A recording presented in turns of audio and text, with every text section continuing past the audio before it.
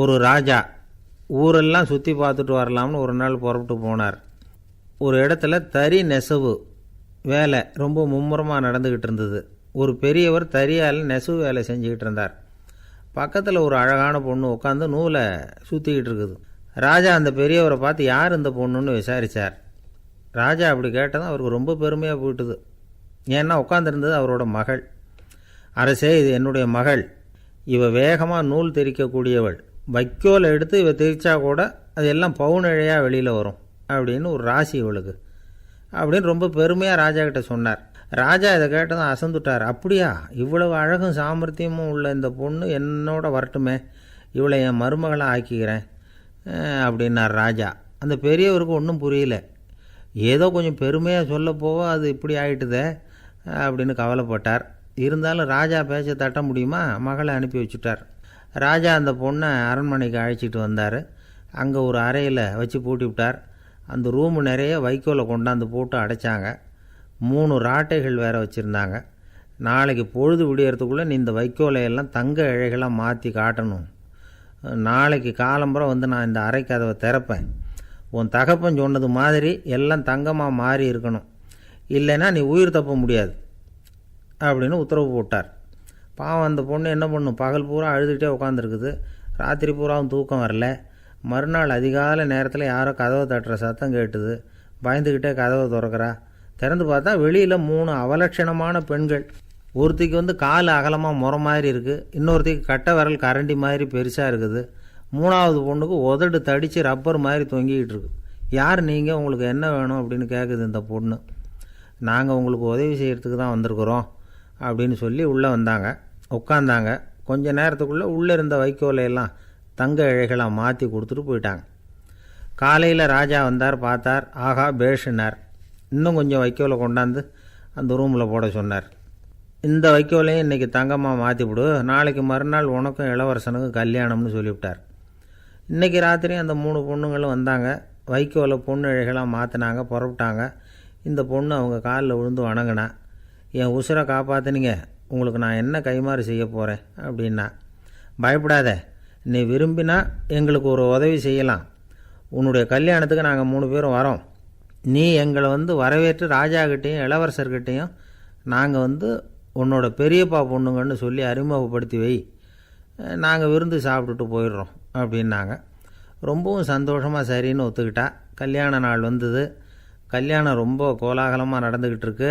எல்லா தேசத்து ராஜா ராணிகளும் வந்துக்கிட்டு இருக்கிறாங்க. அந்த 3 அவலட்சணமான பொண்ணுங்களும் வந்து சேர்ந்தாங்க.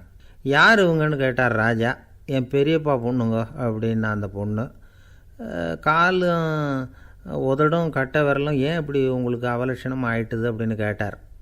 அதுக்கு அந்த பொண்ணுங்க பதில் சொன்னாங்க. என்ன செய்கிறது, ஓயாமல் வைக்கோலை நூற்று ஒருத்தியோட கட்டை விரல் அப்படி கரண்டி மாதிரி ஆயிட்டுது. நாக்கில் தொட்டு தொட்டு திரிச்சதுனால ஒருத்தியோட உதடு அப்படி ஆயிட்டுது. காலால் கட்டையை அழுத்தி அழுத்தி தறி போட்டதுனால இன்னொருத்தையோட கால் அப்படி ஆயிட்டுது. உங்கள் மருமகளாக வந்திருக்கிற இந்த பொண்ணு அந்த 3ஐயுமே செய்ய தெரிஞ்சவ தான். என்ன ஆக போதோ இன்னும் கொஞ்ச நாளில் அப்படின்னாங்க. அவ்வளவுதான். ராஜா பயந்துட்டார். அம்மா, இன்னையிலேருந்து நீ இளவரசனின் மனைவி. நீ எப்பவும் அழகாக இருக்கணும். அதனால் நீ இனிமேல் வைக்கோலை திரிக்கவே கூடாது அப்படின்னு உத்தரவு போட்டார். அவளை இக்கட்டான சூழ்நிலையிலிருந்து காப்பாற்றின அந்த 3 பொண்ணுங்களும் சந்தோஷமாக திரும்பி போயிட்டாங்களாம். சுவாமி சின்மயானந்தர் இந்த கதையை சொல்லியிருக்கிறார். தன்னலம் மறந்து சுயலாபத்தை வந்து தியாகம் செய்கிறது வைக்கோல்லேருந்து தங்க இழையை நூக்கிறது மாதிரி அப்படிங்கிறார் அவர். அது இருக்கட்டும், இப்போ நம்ம கதைக்கு வருவோம். ஒரு ராஜா தன்னோட மகனுக்கு சுயவரம் நடத்தினார். எல்லா தேசத்திலிருந்தும் ராஜகுமாரர்கள் வந்திருந்தாங்க. ராஜகுமாரியை கல்யாணம் பண்ணிக்கலாம்ங்கிற ஆசையில் சுயம்பர மண்டபத்திலேருந்து எல்லா ராஜகுமாரர்களும் அலறி அடிச்சுக்கிட்டு வெளியில் ஓடி வந்துக்கிட்டு இருக்கிறாங்களாம். ஏன் இப்படி எல்லாரும் மிரண்டு போய் ஓடி வர்றாங்கன்னு கேட்டார் ஒருத்தர். அதுக்கு இன்னொருத்தர் விவரம் சொன்னார். ராஜகுமாரியை இன்றைக்கி தான் அவங்க நேரில் பார்த்தாங்களாம், அதுதான் அப்படி ஓடி வந்துக்கிட்டு இருக்கிறாங்க அப்படின்னார். ஒரு தடவை நாரதர் ஒரு தெரு வழியாக போய்கிட்டு இருந்தார். வழியில் ஒருத்தர் வேத சாஸ்திரம்லாம் படிச்சுக்கிட்டு உட்காந்துருந்தார். அவர் நாரதரை பார்த்து எங்கே போயிட்டுருக்குறீங்கன்னு கேட்டார். கடவுளை பார்த்துட்டு வரலாம்னு போயிட்டுருக்கிறேன் அப்படின்னார் நாரதர். அப்படின்னா அவர்கிட்ட எனக்கு எப்போ முக்தி கிடைக்கும்னு கேட்டுட்டு வாங்களேன் அப்படின்னார் இவர். சரி, கேட்டு வரேன் அப்படின்னு சொல்லிவிட்டு நாரதர் நடந்தார். கொஞ்சம் தூரத்தில் ஒரு மரத்தடியில் ஒரு தொழிலாளி செருப்பு தைச்சிக்கிட்டு உட்காந்துருந்தார். அந்த ஆளும் அதே மாதிரி கேட்டுக்கிட்டார். எனக்கு எப்போ முக்தி கிடைக்கும்னு கடவுள்கிட்ட கேட்டுக்கிட்டு வாங்களேன்னார். அவர்கிட்டையும் சரின்னு சொல்லிவிட்டு நாரதர் நேராக வைகுண்டத்துக்கு வந்து சேர்ந்தார். கடவுளை பார்த்தார். இவங்க 2 பேரும் சொல்லி அனுப்பின விஷயத்தை பற்றி கேட்டார். அதுக்கு கடவுள் சொன்னார், அந்த செருப்பு தைக்கிற தொழிலாளி உடல் நீத்ததும் உடனே என்னை வந்து அடைவான். ஆனால் அந்த சாஸ்திரம் படித்த ஆள் இப்போதைக்கு என்கிட்ட வந்து சேரமாட்டான். அவன் இன்னமும் பல பிறவிகள் எடுத்து அங்கேயே இருக்க வேண்டியிருக்குது. எப்போ இங்கே வந்து சேருவான்னு எனக்கே தெரியாது அப்படின்னார். நாரதருக்கு இதோட ரகசியம் என்னங்கிறது புரியல. எனக்கு ஒன்றும் புரியலையேன்னாரான் கடவுள்கிட்ட. சீக்கிரம் புரிஞ்சுக்குவேன். நீ திரும்பி போகிறப்போ நான் இங்கே வைகுண்டத்தில் என்ன செஞ்சுக்கிட்டு இருக்கேன்னு கேட்டால், ஒரு ஊசியின் துவாரத்தில் ஒரு யானையை கோத்துக்கிட்டு இருக்கிறேன்னு அவங்கக்கிட்ட சொல்லு அப்படின்னார் கடவுள் சிரிச்சுக்கிட்டே. நாரதர் பூமிக்கு திரும்பினார். கடவுளை பார்த்தீங்களா, எப்படி இருக்கார் அப்படின்னு விசாரித்தார். வேத சாஸ்திரம் படித்தவர். ஓ பகவானா, அவர் யானையை ஊசியின் காதில் நுழைச்சிக்கிட்டு இருக்கிறார் பார்த்தேன்னார் நாரதர். ஊசி காதில் யானையா? அது எப்படி முடியும்? நீங்கள் சொல்கிறத நான் நம்ப மாட்டேன்னு விட்டார் அவர். சரி, இந்த ஆளுக்கு இறைவன் பேரில் நம்பிக்கை இல்லை அப்படிங்கிறத நாரதர் புரிஞ்சுக்கிட்டார். அடுத்தபடியாக அந்த தொழிலாளி இருந்த இடத்துக்கு போனார். இறைவனை பார்த்தீங்களான்னு கேட்டார் அவர். பார்த்தேன், ஒரு ஊசி துவாரத்தில் யானையை கோத்துக்கிட்டு இருந்தார் அப்படின்னு சொல்லிவிட்டு நாரதர் அந்த ஆள் முகத்தை கவனித்தார். அந்த தொழிலாளி இதை கேட்டுட்டு கொஞ்சம் கூட ஆச்சரியப்படலை. அவரால் முடியாத காரியம் கூட உண்டானார். என்ன இப்படி சொல்கிற? ஊசியின் துவாரத்தில் யானையை கோக்க முடியும்னு நீ நம்புறியா அப்படின்னு கேட்டார் நாரதர். நிச்சயமாக நம்புகிறேன்னார் அவர். அது எப்படி அப்படின்னு கேட்டார் இவர். இதோ பாருங்கள், நான் இந்த ஆலமரத்தடியில் தான் தினமும் உட்காந்துருக்கிறேன். தினமும் இந்த மரத்திலிருந்து எவ்வளவோ பழம் கீழே விழுது. இந்த பழத்தில் இருக்கிற ஒவ்வொரு விதையிலேயும் உள்ள ஒரு ஆலமரம் இருக்குது. ஒரு சின்ன விதைக்குள்ளே ஒரு பெரிய ஆலமரம் இருக்க முடியுங்கிறப்போ ஊசி துவாரத்தில் கடவுள் யானையை நுழைய வச்சாருங்கிறத ஒத்துக்கிறதுல என்ன கஷ்டம் இருக்குது அப்படின்னு ரொம்ப சர்வசாதாரணமாக பதில் சொன்னாராம் அந்த தொழிலாளி. நாரதர் யோசனை பண்ணார். இந்த தொழிலாளி வேத சாஸ்திரங்களையெல்லாம் படிக்கலைன்னா கூட அறிவுபூர்வமாக சிந்தித்து இறைவனை நம்புகிறான். அதனால தான் கடவுள் இந்த ஆளுக்கு சீக்கிரம் முக்தி கிடைக்கும்னு சொன்னார் அப்படிங்கிறத புரிஞ்சுக்கிட்டாராம். இந்த கதையில் வர்ற கடவுள், நாரதர், வைகுண்டம் இதெல்லாம் ஒரு பக்கம் இருக்கட்டும். ஒரு சின்ன விதைக்குள்ளே ஒரு பெரிய ஆலமரம் தூங்கிக்கிட்டு இருக்கு அப்படிங்கிற உண்மை, அந்தரத்தில் 1000 கிரகங்கள் சுற்றிக்கிட்டு இருக்குங்கிற உண்மை, இதெல்லாம் நாம் பார்த்துக்கிட்டு தானே இருக்கிறோம். இந்த உண்மைகள் அதிசயமாக நமக்கு தெரியறதுனால அதை நம்பாமல் இருந்துட முடியாது. இயற்கையை பரிபூர்ணமாக நம்புங்கள், அந்த நம்பிக்கையே நம்ம வாழ்க்கைக்கு ஆதாரம் அப்படிங்கிறத விளக்கிறதுக்காக தான் இந்த கதை. இந்த காலத்தில் நம்ம பிள்ளைங்களுக்கெல்லாம் இது மாதிரி நம்பிக்கை அதிகமாகவே இருக்குது. ஒரு நாள் ஒரு சின்ன பையன்கிட்ட கேட்டேன், ஏன்பா கடவுள் ஒரு பானைக்குள்ளே ஒரு யானையை நுழைய வச்சுட்டாருன்னு சொன்னால் அதை நீ நம்புவியா அப்படின்னு கேட்டோம். நம்புவேன் சார், அது ஒன்றும் பெரிய அதிசயம் இல்லைன்னா. எப்படிறான்னு கேட்டோம். எப்படின்னா அந்த பானை அந்த யானையை விட பெருசாக இருந்திருக்கும், அவ்வளவுதான் அப்படின்னு சொல்கிறான். ஒரு ஊரில் ஒரு ராஜா இருந்தார். அவர் அடிக்கடி காட்டுக்கு வேட்டையாட போவார். சில நண்பர்களையும் கூட அழைச்சிக்கிட்டு போவார். காட்டுக்கு போனதும் ஆளுக்கு ஒரு பக்கமாக போய் வேட்டையாடுவாங்க. சாயந்தரமாக திரும்பி வருவாங்க.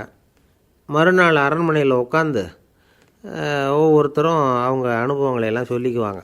அவங்க வீரத்துக்கு தகுந்த மாதிரி பரிசை அந்த ராஜா கொடுப்பார். இது மாதிரி ஒரு தடவை எல்லோரும் வேட்டைக்கு போயிட்டு திரும்பி வந்ததும் உட்காந்து பேச ஆரம்பிச்சிருக்கிறாங்க. ஒருத்தன் சொன்னான், தன்னுடைய வீர தீர செயலை பற்றி அளக்க ஆரம்பிச்சிட்டான். ஏன்னா அதுக்கு பரிசு கிடைக்க போகுதில்ல, அதனால். அவன் என்ன சொன்னான் தெரியுமா? அரசே, நேற்றுக்கு காட்டில் என்னாச்சு தெரியுமா? எனக்கு நேராக ஒரு சிங்கம் வாயை திறந்துக்கிட்டு வந்துட்டுது. நான் பயப்படவே இல்லை. உடனே ஒரு கல்லை எடுத்து குறி பார்த்து வீசினேன்.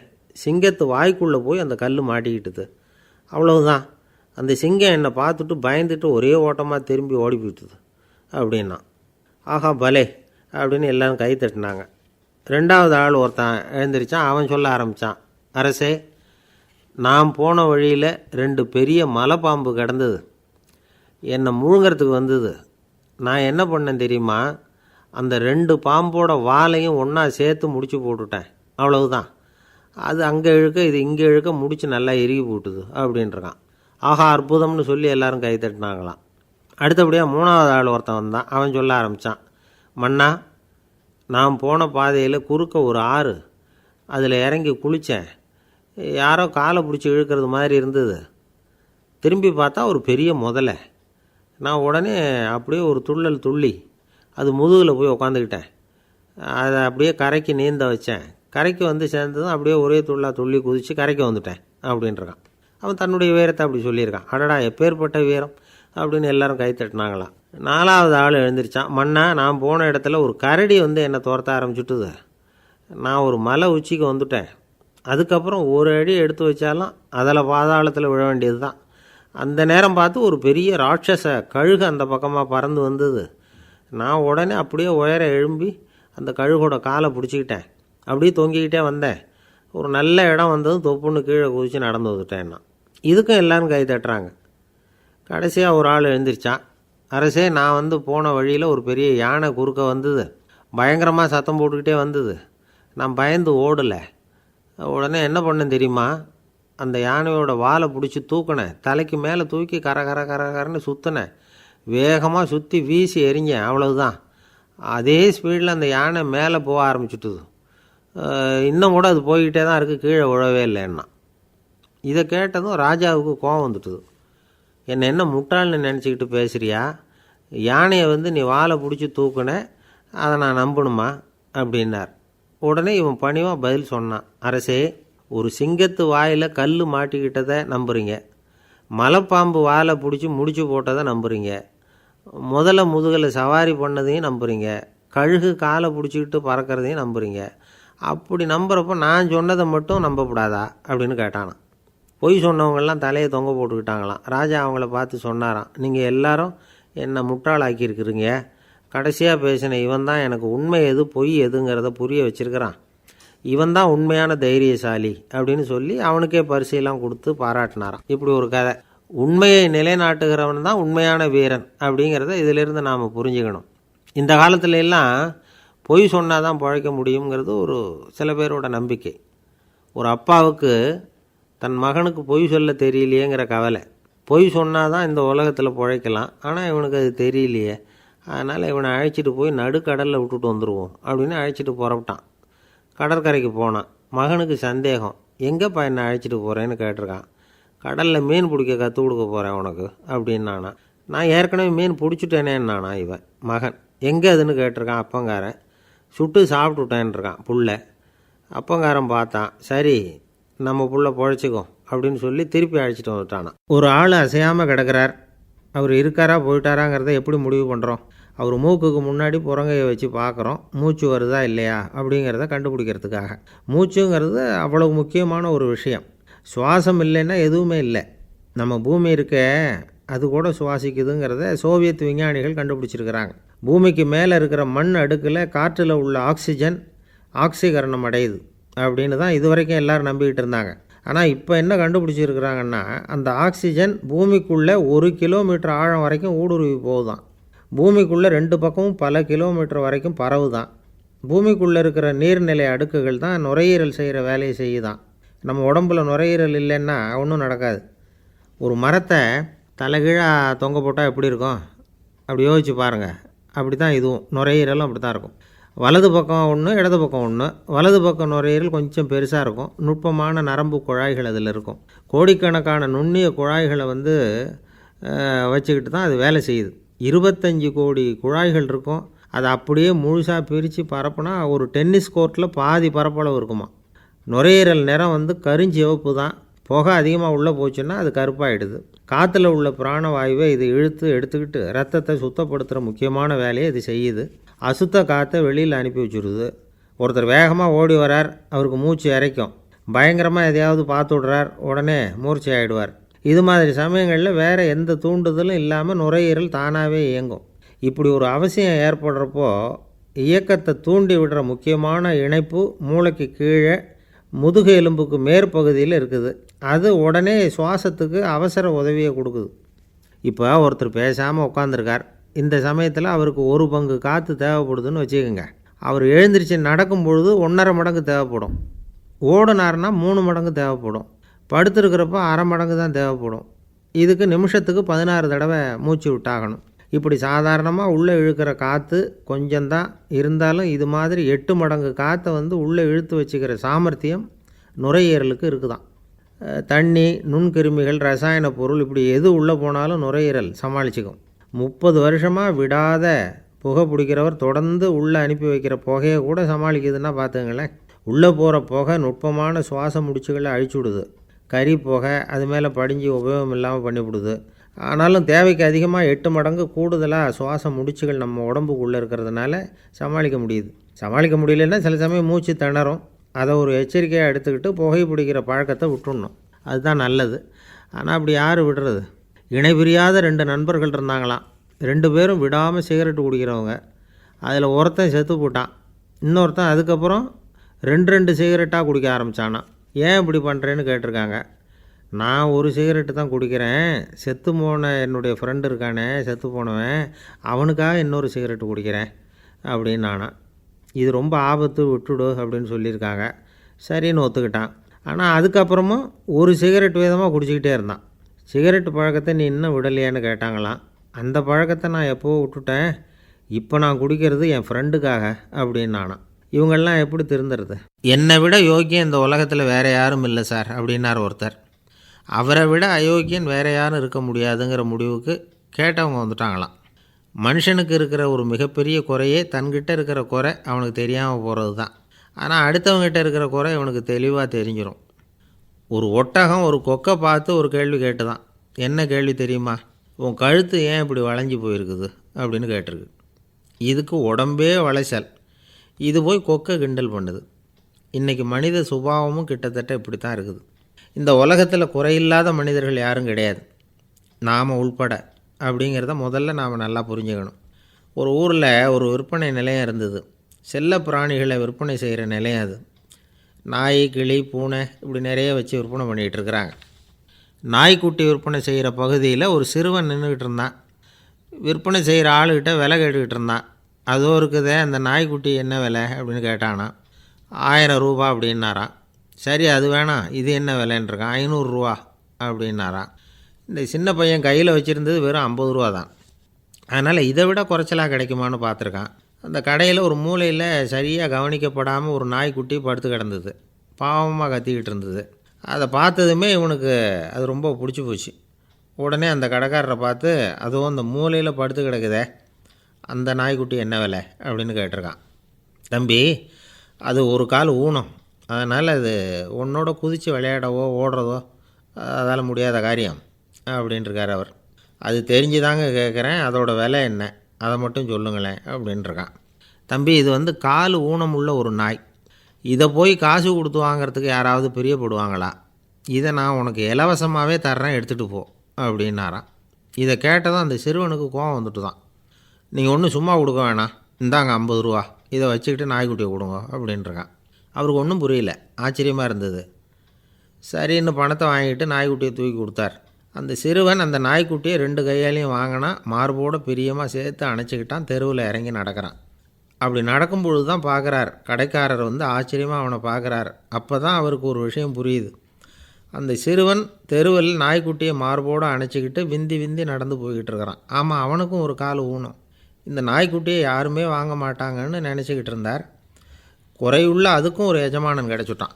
அதனால் ஊனம் ஒரு குறை இல்லை அப்படிங்கிற உண்மையை அந்த கடைக்காரர் புரிஞ்சுக்கிட்டாரான்.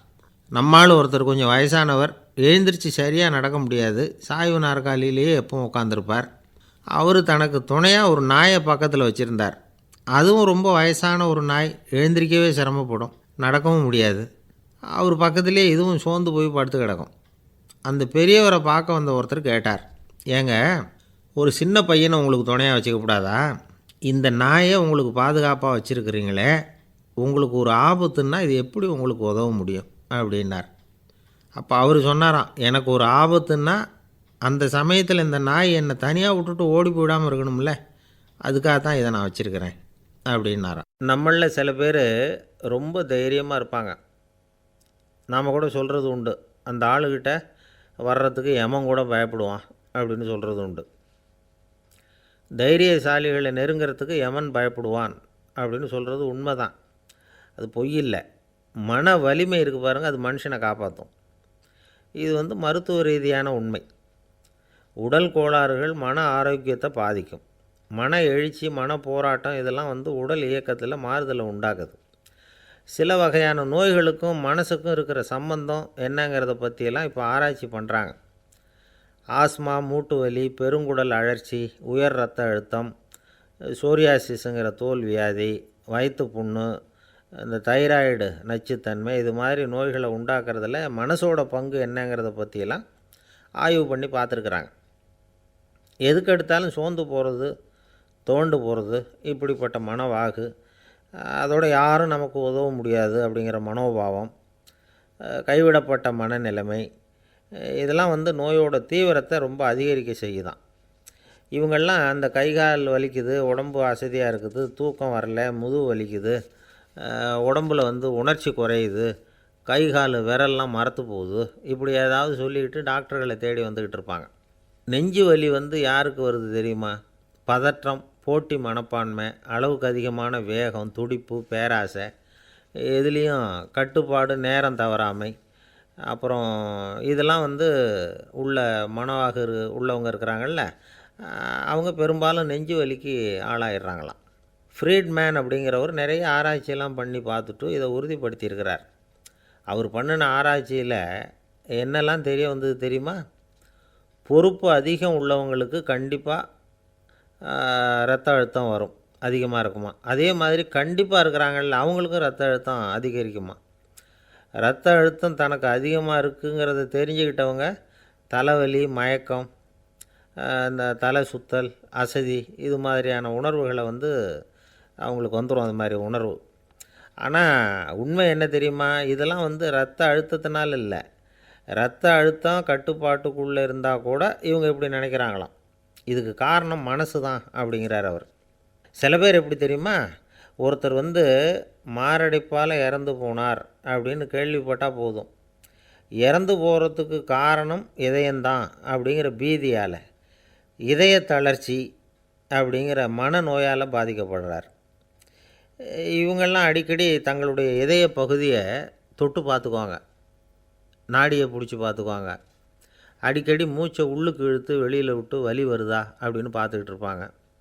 வேறு எங்கேயாவது வலிச்சா கூட நெஞ்சை வலிக்குதா அப்படின்னு பார்ப்பாங்க. நெஞ்சு வலிக்குதுன்னு கூட சில பேர் சொல்ல ஆரம்பிச்சிருவாங்க. ஆஸ்மாவுக்கும் மனசுக்கும் சம்பந்தம் உண்டு. தீர்வு காண முடியாத மன போராட்டங்கள் எல்லாத்துக்கும் அடுத்தவங்களையே சார்ந்து இருக்கிற மனநிலை, இதெல்லாம் ஆஸ்மாவினுடைய தீவிரத்தை அதிகப்படுத்திடும். பயம், இது எப்படின்னா என்ன நடக்குமோங்கிற பதற்ற நிலை, அப்புறம் இந்த பயம், இதெல்லாம் சுவாசித்தலை அதிகரிக்க செய்யுது இல்லையா. இதனால் இரத்தத்தின் காரத்தன்மை அதிகமாகி நோயின் தீவிரமும் அதிகமாகுது. மன போராட்டம், மனக்கவலை, மன இறுக்கம், இதெல்லாம் தோல் வியாதியை தூண்டி விடுதான். இது மாதிரி இன்னும் எவ்வளவோ இருக்குது. அதனால் இன்றைக்கி நமக்கு தேவை என்னென்னா மன வலிமை, மலர்ந்த முகம், இது ரெண்டும் இருந்துட்டுதுன்னா பலவிதமான நோய்கள் நம்மக்கிட்ட நெருங்கி வராது. டாக்டர் என்ன நெருங்காமல் இருக்கிறதுக்கு நான் ஒரு காரியம் பண்ணுறேன் அப்படின்னார் ஒருத்தர். அவர் என்ன அர்த்தத்தில் சொன்னார்னா, டாக்டர் அவரை நெருங்காமல் இருக்கிறதுக்கு அவர் ஒரு காரியம் பண்ணுறாராம். நண்பர்கிட்ட சொன்னார். நண்பர் கேட்டார், அது என்ன காரியம் பண்ணுற அப்படின்னு கேட்டார். தினம் ஒரு ஆப்பிள் பழம் சாப்பிட்றேன்னார் அவர். ஏன்னா ஆங்கிலத்தில் ஒரு பழமொழி சொல்லுவாங்கள்ல, an apple a day keeps doctor away அப்படிம்பாங்க. ஒரு ஆப்பிள் பழம் சாப்பிட்டா டாக்டர் விலகியே இருப்பார், டாக்டர்கிட்ட போக வேண்டிய அவசியம் இருக்காது அப்படிங்கிறதுக்காக அந்த பழமொழி சொல்கிறது. என்ன, நான் யாருமே நெருங்காமல் இருக்கிறதுக்கு நான் ஒரு காரியம் பண்ணுறேன்னார் இன்னொருத்தர். டாக்டர் நெருங்காமல் இருக்கிறதுக்கு ஆப்பிள் பழம் சாப்பிட்றேன்னார் அவர். என்னை யாருமே நெருங்காமல் இருக்கிறதுக்கு நான் ஒரு காரியம் பண்ணுறேன்னார் இன்னொருத்தர். அது என்னன்னு கேட்டோம். தினம் ஒரு பூண்டு சாப்பிட்றேன்னார். ஏ கார்லிக் எ டே கீப்ஸ் எவ்ரிபடி அவே அப்படின்னு அதுக்கு ஒரு புது விளக்கமும் கொடுத்தார். காசி மாநகரத்தை பிரம்மதத்தன் அப்படிங்கிற ராஜா ஆட்சி பண்ணிட்டு வந்தார். அவர் ஒவ்வொரு வருஷமும் ஒரு திருவிழா நடத்துறது வழக்கம். எல்லா தேசத்திலிருந்தும் எல்லா வகையான ஜனங்களும் அதில் கலந்துக்குவாங்க. ஒரு சமயம் அது மாதிரி விழா நடந்துக்கிட்டு இருந்தது. வைகுண்டத்திலேருந்து தேவலோகத்திலேருந்து நிறைய தேவகுமாரர்கள்லாம் காசி நகருக்கு அப்போது வந்திருந்தாங்க. அதில் முக்கியமாக ஒரு 4 தேவகுமாரர்கள், அந்த 4 பேரையும் சுற்றி ஏகப்பட்ட கூட்டம். அப்படி என்ன விசேஷம் அவங்கக்கிட்ட அப்படின்னா, மற்றவங்கள விட அவங்க முகம் அழகாக இருந்ததா அப்படி பார்த்தா அப்படியும் இல்லை. அவங்க அணிஞ்சிருந்த மலர் மாலைகள் தான் அதுக்கு காரணமாக. அந்த மலர்கள்லேருந்து அப்படி ஒரு அபூர்வமான நறுமணம், இதுக்கு முன்னாடி இப்படி ஒரு நறுமணத்தை அந்த ஊர் ஜனங்க அனுபவிச்சதே இல்லை. அதுதான் அந்த 4 பேரையும் சுற்றி கூட்டம். எல்லோரும் கேள்வி கேட்க ஆரம்பித்தாங்க. உடனே அந்த 4 தேவகுமாரர்களும் எல்லாருக்கும் தெரியும்படியாக வானத்தில் எழும்பி கொஞ்சம் உயரமாக நின்றுக்கிட்டாங்க. கீழே நின்றுக்கிட்டு இருந்த அரசன்லேருந்து ஆண்டி வரைக்கும் ஒருத்தர் பாக்கி இல்லாமல் ஒரே குரலில் எல்லாரும் அவங்கள பார்த்து, எங்களுக்கும் இது மாதிரி மாலையை போட்டுக்கணும்னு ஆசையாக இருக்குது, அதுக்கு நீங்கள் தான் அருள் பண்ணணும் அப்படின்னு கேட்டுக்கிட்டாங்க. மாலை போட்டுக்கிறதுனா எல்லாருக்கும் ஆசையாக தானே இருக்கும். அந்த 4 தேவகுமாரர்களில் ஒருத்தர் புத்தர் பிரான். அவர் சொன்னார், பூலோகவாசிகளே, நான் சொல்கிறத கொஞ்சம் பொறுமையாக கேளுங்க. கக்காரு அப்படிங்கிற கற்பக விருஷத்தின் மலர்களால் தொடுக்கப்பட்டது இந்த மாலை.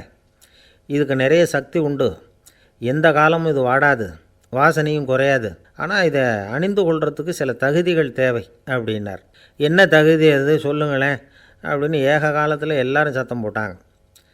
தீய இயல்புகள் உள்ளவங்க, இழிந்த சிந்தனை, இழிந்த செயல் உள்ளவங்க இந்த மாலையை அணிய முடியாது அப்படின்னார். அவ்வளோதான். கூட்டத்தில் சத்தம் போட்டவங்கள்லாம் மெதுவாக அப்படி அடங்க ஆரம்பிச்சிட்டாங்க. இன்னொரு தேவகுமாரன் சொன்னார், அடுத்தவங்க பொருளை அபகரிக்காதவன், அடுத்தவங்களுக்கு கெடுதல் பண்ணக்கூடிய பொய் பேசாதவன், பேராசையினால் கெட்ட வழியில் பொருள் ஈட்ட நினைக்காதவன் இந்த மாலையை போட்டுக்கலாம் அப்படின்னார். கூட்டத்திலிருந்து யாரும் முன்னுக்கு வரல. ஒரே ஒரு ராஜகுரு மட்டும் கொஞ்சம் முன்னாடி வந்தார். பெரியவர், படித்தவர் அவர். எனக்கு தகுதி இருக்குது அந்த மாலையை போட்டுக்கிறதுக்கு அப்படின்னார். வேறு ஒன்றும் இல்லை, பொய் சொல்லியாவது அந்த மாலையை வாங்கிக்குவோமே அப்படின்னு முடிவு பண்ணிட்டார் அவர். அவ்வளோதான், மாலையை வாங்கிட்டார். அடுத்த தேவகுமாரன் பேசினார். யாருக்கு திடமான அறிவும் மனமும் இருக்குதோ, யாருக்கு நல்ல காரியங்களில் அசையாத ஈடுபாடு இருக்குதோ, நல்ல அரிய பொருள்களை தனியாக தான் மட்டும் அனுபவிக்க விரும்பாதவர் யாரோ அவர் முன்னாடி வந்து இந்த மாலையை வாங்கிக்கலாம் அப்படின்னார். அந்த தகுதியும் எனக்கு இருக்குன்னார் ராஜகுரு. மாலையை வாங்கி போட்டுக்கிட்டார். இன்னொரு ராஜகுமாரன் பேச ஆரம்பித்தார். அறநெறியில் செல்வம் சேர்க்கணும், ஆடம்பர பொருள்களுக்கு அடிமையாகக்கூடாது, வெற்றி அடைஞ்சாலும் கர்வம் வரக்கூடாது, அப்படிப்பட்டவங்க இந்த மாலையை போட்டுக்கலாம்னார். துணிஞ்சு பொய் சொல்லி அதையும் வாங்கி கழுத்தில் போட்டுக்கிட்டார் இந்த ராஜகுரு. இன்னொரு ராஜகுமாரன் சொன்னார், சான்றோர்களை நிந்திக்காதவங்க, புறம் பேசாதவங்க இந்த மாலையை போட்டுக்கலாம்னார். அதையும் வாங்கி போட்டுக்கிட்டார். திருவிழா முடிஞ்சுது, எல்லோரும் திரும்பி போயிட்டாங்க. மறுநாள் ராஜகுரு 4 மாலைகளையும் போட்டுக்கிட்டு ராஜசபைக்கு வரார். வந்தவர் ரொம்ப அவஸ்தையோடு வர்றார். மாலையெல்லாம் வாடி போயிட்டுது, வாசனை எதுவும் கிடையாது. அது மட்டும் இல்லை, அவருக்கு கடுமையான தலைவலி வேறு வந்துட்டுது. துடிச்சு போயிட்டார். மாலையை கழட்டவும் முடியல. ஜனங்கள்லாம் அவரை பார்த்து சிரிக்க ஆரம்பிச்சிட்டாங்க. என்னத்துக்கு ஆசைப்படணும், ஏன் இப்படி கஷ்டப்படணும் அப்படின்னு. ராஜா பார்த்தார். மறுபடியும் விழாவுக்கு ஏற்பாடு பண்ணினார். தேவகுமாரர்கள்லாம் வந்தாங்க. ராஜகுரு வந்தார். மக்கள் முன்னிலையில் அவங்க காலில் விழுந்தார், மன்னிப்பு கேட்டுக்கிட்டார். இந்த மாலையை போட்டுக்கிற தகுதி எனக்கு இல்லை. தகுதி இல்லாத ஒருத்தன் தகாத தகுதியை பொய் மூலம் பெறணும்னு ஆசைப்படுறாங்களே, அவங்களுக்கெல்லாம் என்னுடைய தண்டனை ஒரு எச்சரிக்கையாக இருக்கட்டும்னார். அதுக்கப்புறம் தேவகுமாரர்கள் அவர் கழுத்தில் இருக்கிற மாலையை கழட்டினாங்களாம். அந்த மாலைகளும் பழையபடி மனம் கொடுக்க ஆரம்பிச்சுட்டு தான். இதிலேருந்து நாம் தெரிஞ்சுக்க வேண்டியது என்னென்னா, நமக்கு தகுதி இல்லாத ஒரு கௌரவம் நம்மக்கிட்ட தானாக வந்தால் கூட அதை தவிர்த்து விடுறது தான் நல்லது. அதுதான் புத்திசாலித்தனம். ஒருத்தர் வந்தார். சார், எங்கள் இலக்கிய மன்ற விழாவுக்கு நீங்கள் தலைமை தாங்கணும்னார். உடனே இவர் சொன்னார், பேச்சாளர், சார், இலக்கியத்தை பற்றி பேசுகிற தகுதி எனக்கு இல்லையே அப்படின்னார். உடனே அவர் கூப்பிட வந்தவர் சொன்னார், அந்த தகுதி உங்களுக்கு இல்லைங்கிறது எங்களுக்கும் தெரியும் சார், அதனால தான் உங்களை தலைமை தாங்க கூப்பிட்றேன் அப்படின்னார். அது சரி, தலைமைன்னா அதுக்கு இவர் என்ன தான் அர்த்தம் பண்ணுறாருன்னு தெரியல. ஒரே ஒரு ஊரில் ஒரு ராஜா இருந்தார். அவர் பேரில் மக்களுக்கு ரொம்ப மரியாதை. அவ்வளவு நல்லா ஆட்சி புரிஞ்சுக்கிட்டு வந்தார். அவருக்கு வயசாகிட்டுது. அதனால் ஒரு நாள் அமைச்சரை கூப்பிட்டார். இதை பாருங்கள், எனக்கு வயசாகிட்டுது, அதனால் இந்த அரச பொறுப்பையெல்லாம் நீங்கள் ஏற்றுக்குங்க அப்படின்னார். அதுக்கப்புறம் ராணியை கூப்பிட்டார். வா, நாம் இனிமேல் இங்கே இருக்க வேணாம், காட்டுக்கு போய் தவம் பண்ணலாம் அப்படின்னு கூப்பிட்டார். இந்த செய்தி மக்களுக்கு அறிவிக்கப்பட்டது. மக்கள் உடனே கூட்டம் கூட்டமாக அரண்மனைக்கு வர ஆரம்பிச்சிட்டாங்க. மன்னரை போய் பார்க்குறாங்க. அரசே, தாங்கள் எங்களுக்கு தந்தை மாதிரி, நீங்கள் காட்டுக்கு போயிட்டால் நாங்கள்லாம் இங்கே எப்படி இருக்க முடியும்? எங்களுக்கெல்லாம் எந்த துன்பமும் இல்லாமல் பார்த்துக்கிட்டு வர்றீங்க. இது மாதிரியான ஒரு அரசாட்சி இல்லைன்னா மக்கள் வாழ்ந்து என்ன பயன் அப்படின்னாங்க. இருந்தாலும் என்ன பண்ணுறது, வயசாகிட்ட காரணத்தினால இந்த முடிவுக்கு வர வேண்டியிருக்குது அப்படின்னாராம் ராஜா. அப்படின்னா நீங்கள் காட்டுக்கு போக வேணாம், நாங்கள் போகிறோம். நாங்கள் அங்கே போய் தவம் பண்ணுறோம், வழிபாடு பண்ணுறோம். கடவுள் வருவார், அவர்கிட்ட வரம் வாங்கிட்டு வந்துடுறோம் அப்படின்னாங்களாம். அப்படி சொல்லிவிட்டு உடனே எல்லோரும் காட்டுக்கு போனாங்க. நாட்டு மக்கள் எல்லாரும் ஒட்டு மொத்தமாக வந்து காட்டில் உட்காந்துக்கிட்டு தவம் பண்ணுறதை பார்த்தார் கடவுள். உடனே புறப்பட்டு வந்தார். எல்லோரும் இப்படி வந்து உட்காந்துருக்குறீங்களே, என்ன வேணும் உங்களுக்கு அப்படின்னு கேட்டார். உடனே மக்கள் எல்லாரும் ஒரு குரலில் சொன்னாங்க, சுவாமி, எங்கள் மன்னன் ரொம்ப நாளைக்கு நல்லபடியாக இருக்கணும். அவர் வந்து மகிழ்ச்சியாகவும் உடல் நலத்தோடும் இருந்தால் தான் நாங்கள் அமைதியாக வாழ முடியும் அப்படின்னாங்க. சரி, அதுக்கு என்ன செய்யணும் அப்படின்னார் ஆண்டவன். எங்கள் மன்னருக்கு இன்னும் ஒரு 100 வருஷம் ஆயுளை கொடுங்க அப்படின்னாங்க. அவ்வளவு தானே, சரி அப்படியே ஆகட்டும் அப்படின்னு சொல்லிவிட்டு ஆண்டவன் போயிட்டார். மக்கள் மகிழ்ச்சியோடு திரும்பி வந்தாங்க. மன்னா, கடவுள் வரம் கொடுத்துட்டார், நீங்கள் 100 வருஷம் வாழ போகிறீங்க அப்படின்னாங்க. இதை கேட்டதும் ராணி ராஜாவை வணங்கி நான் தவம் செய்ய போகிறேன் அப்படின்னு புறப்பட்டாங்க. உடனே மக்கள் என்ன நினச்சாங்க தெரியுமா? ஐயோ, நாம் ராஜாவுக்கு மட்டும்தானே நீண்ட ஆயுள் வேணும்னு வரம் வாங்கினோம், ராணிக்கு வாங்கலையே, அதுதான் கோபத்தில் புறப்பட்டாங்க போல இருக்குது அப்படின்னு நினச்சி வருத்தப்பட்டாங்க. ஆனால் ராணி நினச்சது அது இல்லை.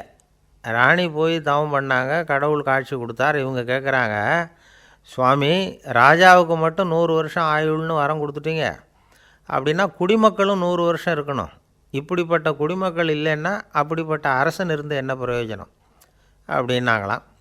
ஆண்டவன் பார்த்தார், சரி அவங்களும் 100 வருஷம் வாழ்வாங்க, அது மட்டும் இல்லை, நீயும் 100 ஆண்டு காலம் வாழ வரமளிக்கிறேன் அப்படின்னு சொல்லிவிட்டு மறைஞ்சிட்டார். இதில் ஆண்டவன் வர்றதும் மறையிறதும் முக்கியமில்லை. இதில் கவனிக்க வேண்டியது ஆள்கிறவனின் விசால மனம், குடிமக்களின் விசால மனம், ஆள்கிறவன் மனைவியினுடைய விசால மனம். இப்படி ஒரு நாடு இருந்துட்டுதுன்னா எப்படி இருக்கும் வாழ்க்கை நினச்சி பாருங்கள். அதனால தான் பெரியவங்கள்லாம் சொல்கிறாங்க, இதய வாசல் திறந்தே இருக்கணும், இதயத்தின் கதவுகளை மூடாதீங்க அப்படின்னு சொல்லுவாங்க. என்கிட்ட ஒருத்தர் சொன்னார், என்னுடைய இதய வாசல் எப்பவும் திறந்தே தான் இருக்குதுன்னார். எதனால் அப்படி சொல்கிறீங்க அப்படின்னு கேட்டோம். டாக்டரே சொல்லிவிட்டார், என்னுடைய இதயத்தில் ஒரு ஓட்டை இருக்குது அப்படின்னு, வால்வு சரியில்லையா அப்படிங்கிறார். அளவுக்கு மிஞ்சினால் அமிர்தமும் நஞ்சு அப்படின்னு சொல்லுவாங்க. அது உண்மைதான். ஒருத்தருக்கு அளவுக்கு மீறிய புகழ் வந்துட்டுதுன்னு வச்சுங்க, அது கூட ஆபத்தாக போயிடுறது உண்டு. பழங்காலத்துல எல்லாம் கிரேக்க தேசத்தில் ஒரு பழக்கம் உண்டாம். அதாவது யாராவது ஒருத்தரை நாடு கடத்தணும்னா அதுக்கு ஒரு வழி உண்டு. அதாவது ஒருத்தரை நாடு கடத்தணும்னு மக்கள் விரும்புகிறாங்கன்னு வச்சுங்களேன், அவர் பேரை ஒரு மண்பாண்ட ஓட்டுச்சில்லில் எழுதி அதை வந்து ஒரு குறிப்பிட்ட பொது இடத்துல போட்டுற வேண்டியது, அவ்வளவுதான். இது மாதிரி பல பேர் போட்டுக்கிட்டே இருப்பாங்க, எல்லாம் அப்படியே குவிஞ்சு போயிடும். அந்த ஓட்டாஞ்சில்லு குவியலில் யாருடைய பேர் அதிகமாக இருக்குதோ அந்த நபரை ஒரு 10 ஆண்டுகள் நாடு கடத்தி விடுவாங்க. இது அந்த ஊர் வழக்கமாக. ஒரு நாள் அந்த குவியலுக்கு பக்கத்தில் ஒரு ஆள் நின்றுக்கிட்டு இருக்கிறான். அவன் கையில் ஒரு ஓட்டாஞ்சில்லு வச்சுருக்கிறான். அதில் யாரோட பேரையோ எழுதணும், எழுதி அந்த இடத்துல போடணுங்கிறது அவன் ஆசை. ஆனால் அவன் படிக்காதவன், அதனால் எழுத தெரியல. யாராவது அந்த வழியாக வர்றாங்களான்னு பார்த்துக்கிட்டே நின்றுக்கிட்டு இருந்தான். ஒரு பெரியவர் வந்துக்கிட்டு இருந்தார். அவர்கிட்ட ஓடினான். கையில் இருந்த மண்பாண்ட சில்லை கொடுத்தான். ஐயா, இதில் ஒரு பேர் எழுதி கொடுங்களேன்னா. அந்த பெரியவர் அதை வாங்கி கையில் வச்சுக்கிட்டு, என்ன பேர் எழுதணும் சொல்லு அப்படின்னா. இவன் சொன்னான், அரிஸ்டைடிஸ் அப்படின்னு எழுதுங்க அப்படின்னா. இதை கேட்டதும் அந்த பெரியவருக்கு அதிர்ச்சி. ஏன்னா அவர் தான் அரிஸ்டைடிஸ், தத்துவ மேதை அரிஸ்டைடிஸ் அவர். இருந்தாலும் நான் தான் அதுங்கிறத காட்டிக்காமல் அந்த ஆளுக்கிட்ட கேட்டார், அது சரிப்பா, அரிஸ்டைடிஸுங்கிற பேரை எழுத சொல்கிற, அவர் உனக்கு என்ன கெடுதல் பண்ணார், அவர் பேரை இதில் எழுத சொல்கிறியே அப்படின்னு கேட்டிருக்கார். அதுக்கு இவன் சொன்னானா, அவர் எனக்கு எந்த கெடுதலும் பண்ணலை, அவரை நான் பார்த்தது கூட இல்லை அப்படின்ட்டுருக்கான். அப்புறம் எதுக்காக அவரை வந்து நாடு கடத்தணும்னு நீ ஆசைப்படுற அப்படின்னு கேட்டிருக்கார். இப்போ அந்த ஆள் சொல்கிறான், அரிஸ்டைடஸை பற்றி எல்லாரும் பேசுகிறாங்க, அவர் ரொம்ப நல்லவர், அவர் ஒரு பெரிய அறிவாளிங்கிறாங்க, அவர் ஒரு பெரிய வள்ளல், பேரறிஞர், இப்படி எல்லாரும் சொல்கிறத கேட்டு கேட்டு எனக்கு ரொம்ப அலுத்து போயிட்டுது, அதனால தான் வெறுப்பாயிட்டேன் அப்படின்னு நானும். இதிலேருந்து என்ன தெரியுது? நாம் நல்லவனாக இருக்கிறதுல ஒன்றும் இடைஞ்சல் இல்லை. ஆனால் நம்மளை நல்லவன் நல்லவன் எல்லாரும் சொல்ல ஆரம்பிச்சிட்டாங்கன்னு வச்சுக்கோங்க, அப்போ இடைஞ்சல் ஆரம்பம்னு அர்த்தம். எதுவுமே அளவுக்கு மிஞ்சி போகாமல் பார்த்துக்க வேண்டியது ரொம்ப அவசியம். அளவுக்கு அதிகமாக ஆசைப்படாதவங்களில் ஆப்ரஹாம் லிங்கனும் ஒருத்தரான். அவர் ஒரு தடவை தன்னுடைய நண்பர்கள்கிட்ட பேசிக்கிட்டு இருந்தாராம். ஒருத்தர் கேட்டிருக்கார், ஒரு மனுஷனுக்கு கால்கள் வந்து எவ்வளோ உயரம் இருக்கணும் அப்படின்னு கேட்டாராம். இதுக்கு ஆபிரகாம் லிங்கன் சொன்னாராம், அது என்ன இடுப்புலேருந்து தரையை தொடுற அளவுக்கு உயரம் இருந்தால் போதும் அப்படின்னாராம். ஒரு ஜென் துறவி, அவருக்கு ரொம்ப வயசாகிட்டுது, கடைசி காலம். நண்பர்களெல்லாம் கூப்பிட்டார். நண்பர்களே, நான் வித்தியாசமான முறையில் சாகணும்னு ஆசைப்பட்றேன், அதுக்கு ஏதாவது யோசனை சொல்லுங்களேன் அப்படின்னு கேட்டாராம். நண்பர்கள் சிரித்தாங்க. என்ன பேச்சு பேசுகிறீங்க, சாவறதுங்கிறது என்ன விளையாட்டுத்தனமான காரியமா அப்படின்னு கேட்டிருக்காங்க. அந்த துறவி கொஞ்ச நேரம் யோசனை பண்ணார். அப்புறம் கேட்டாராம், இது வரைக்கும் யாராவது நடந்துக்கிட்டே இறந்துருக்குறாங்களா அப்படின்னாராம். எல்லாரும் இல்லைன்னாங்களாம். ஒருத்தர் மட்டும் சொல்லியிருக்கார், அப்படியும் ஒருத்தர் இறந்துருக்கிறதாக ஒரு கதையில் படிச்சிருக்கிறேன், ஒரு ஞானியால் தான் அப்படியெல்லாம் செய்ய முடியும் அப்படின்னு அவர் சொன்னாராம். சரி, அப்படின்னா அந்த முறை நமக்கு வேணாம், நின்றுக்கிட்டே யாராவது உயிரை விட்டுருக்காங்களா அப்படின்னு விசாரித்தாராம். அப்படியும் ஒருத்தர் இறந்துருக்கிறார் அப்படின்னாங்களாம். மறுபடியும் அந்த துறவி யோசனை பண்ணியிருக்கிறார், ஏதாவது வித்தியாசமான முறையில் நாம் போகணும் அப்படிங்கிறது அவருடைய விருப்பம். மனிதன் எப்படி வாழ்கிறானோ அப்படி இறப்பது தான் நல்லது. சரி, யாராவது தலைகீழாக யோகம் செய்யும் நிலையில் இறந்துருக்கிறாங்களா அப்படின்னு விசாரித்தாராம். நண்பர்கள் சிரித்தாங்க. தலைகீழாக நின்னபடி இறந்ததாக நாங்கள் கேள்விப்பட்டதே இல்லை, அது முடியாத காரியம் அப்படின்ட்டுருக்காங்க. இப்போ அந்த துறவிக்கு திடீர்னு உற்சாகம் வந்துட்டுது. உடனே எழுந்திரிச்சார், தலைகீழாக நின்னார், அப்படியே உயிரை விட்டுட்டார். அவ்வளோதான். அந்த மடாலயத்தில் ஒரே குழப்பம், எப்படி அவரை கீழே இறக்கி படுக்க வைக்கிறது அப்படின்னு புரியல. இப்படி உயிர் விடுறதை பற்றி அவங்க இது வரைக்கும் கேள்விப்பட்டதும் இல்லை. உண்மையிலேயே இவர் இறந்து தான் போனாராங்கிறதும் தெரியல. சோதித்து பார்த்தாங்க, இதய துடிப்பு, நாடி துடிப்பு எல்லாம் நின்று போயிருந்தது. இவர் எப்பவும் இப்படி தான், என்ன பண்ணுறது இப்போது அப்படின்னு சொல்லி எல்லோரும் குழம்பிக்கிட்டு இருக்கிற சமயத்தில் ஒரு பெரிய ஒரு யோசனை சொன்னார். இந்த துறவியோட மூத்த சகோதரி பக்கத்து மடாலயத்தில் இருக்கிறாங்க, அவங்கள இங்கே அழைச்சிட்டு வந்தால் ஏதாவது வழி கிடைக்கும் அப்படின்னார். அந்த அம்மாவுக்கு 90 வயசு. அழைச்சிட்டு வந்தாங்க.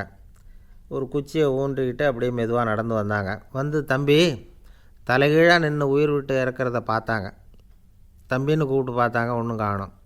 உடனே என்ன பண்ணாங்க, தன்னுடைய கைத்தடியால் தம்பியோட உடலை ஒரு தட்டு தட்டினாங்க. ஏப்பா, சாகிறப்பவும் உன்னுடைய குறும்புத்தனத்தை விடலையா, இப்படியாடா சாகிறது, ஒழுங்காக செத்து தொலை அப்படின்னாங்களாம். அவ்வளவுதான். உடனே அந்த துறவி திரும்பி நேராக நின்னார். அக்கா, கோவப்படாத, நான் ஒழுங்காக சாகிறேன், எப்படி செத்தா என்ன, எல்லாம் எனக்கு ஒன்று தான் அப்படின்னு சொல்லிவிட்டு அப்படியே தரையில் படுத்து உயிரை விட்டாராம். அதுக்கப்புறம் அந்த அம்மா கோலை கையில் எடுத்துக்கிட்டு அப்படியே திரும்பி கூட பார்க்காம அவங்க பாட்டுக்கு போயிட்டாங்களாம். மரணத்தை ஒரு விளையாட்டாக ஆக்கிய அந்த துறவிக்கு வாழ்க்கையே ஒரு விளையாட்டாக தான் இருந்திருக்குது. எந்த நோக்கமும் இல்லாமல் செயல்படுறதுன்னா என்னங்கிறதும் அவருக்கு தெரிஞ்சிருக்குது. பயனை எதிர்பார்க்காமல் பணி செய்து வாழ்ந்து மறைந்த மகான் அவர். தம்முடைய தொழிலை விளையாட்டு போல் செய்ய தெரிஞ்சவருக்கு வாழ்க்கையே ஒரு விளையாட்டாக மாறிடும். எல்லாமே விளையாட்டாகி விடுகிற போது மரணமும் விளையாட்டாகிவிடும் அப்படிங்கிறது தான் அந்த தத்துவம். ஆனால் அதுக்கு முன்னாடி உங்களுக்குள்ளே இருக்கிற உண்மையான நடிகனை நீங்கள் அடையாளம் கண்டுபிடிக்கணும். நீங்கள் நடிக்க வேண்டியதே இல்லை, நீங்கள் ஏற்கனவே நடிச்சுக்கிட்டு தான் இருக்கிறீங்க. நீங்கள் இந்த உண்மையை தெரிஞ்சுக்கணும், அவ்வளவுதான். இதுதான் ஞானிகளுடைய கருத்து. நீங்கள் தெருவில் நடந்து போயிட்டுருக்கிறீங்க, எதிரில் வர்றவர் உங்களை பார்த்து எப்படி இருக்கிறீங்கன்னு கேட்குறார். நல்லா இருக்கிறேங்கிறீங்க. உண்மையிலேயே நாம் நல்லா இருக்க மாட்டோம், ஏதாவது உடம்புல கோளாறு இருக்கும். ஆனால் அப்படி சொல்லுவோம், நல்லா இருக்கிறேன் அப்படின்னு. அது நடிப்பு தானே. உங்களை சந்தித்ததில் ரொம்ப மகிழ்ச்சி அப்படின்னு சொல்கிறோம். உடனே கொஞ்சம் நிதானமாக யோசித்து பாருங்கள், உண்மையிலேயே உங்கள் மனசு மகிழ்ச்சி அடைஞ்சுட்டுதா? அது நடிப்பு தானே. வாழ்க்கையை சரியாக புரிஞ்சுக்கிட்டால் எல்லாமே நடிப்புங்கிறது புரியும். கல்யாண பத்திரிக்கை அனுப்பியிருந்தேனே, ஏன்டா வரலன்னு கேட்டான் ஒருத்தன். வந்திருந்தேனே அப்படின்னானா இவன். டேய், ஏன்டா போய் சொல்கிற, நான் பத்திரிக்கையே உனக்கு அனுப்பலையே அப்படின்ட்டுருக்கான் அவன். அதுக்கு இவன் சொன்னானா, பத்திரிக்கை அனுப்புனேன்னு நீ போய் சொல்கிறப்போ கல்யாணத்துக்கு வந்தேன்னு நான் போய் சொல்லக்கூடாதா?